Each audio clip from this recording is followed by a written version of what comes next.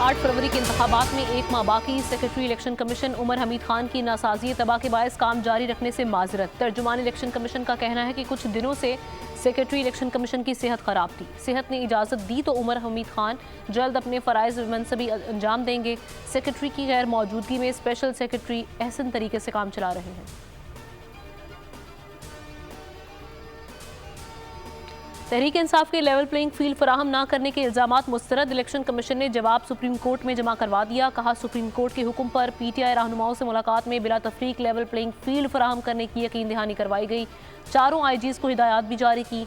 PTI के कौमी assembly के लिए 843 में से 598 कागजात नामजदगी मंजूर, 245 मुस्तरद किए। सूबाई असम्बलियों के लिए 1777 में से 1398 कागजात नामजदगी मंजूर, 379 मुस्तरद किए। पंजाब, खैबर पख्तूनख्वा और सिंध के मैदानी इलाकों में अंधाधुंध कई मकामात पर मोटरवेज बंद। रेलगाड़ियों की आमदोरफ्त में गैर मामूली ताखीर। मिनटों का सफ़र घंटों में तय होने लगा। लाहौर, इस्लामाबाद, पेशावर, मुल्तान और कराची से 22 परवाजें मनसूख। गैर ममालिक से परवाज़ों की आमदो रवानगी में ताखीर। नए साल में पाकिस्तान की 250 परवाजें मनसूख, कई 100 मुतासर हुई।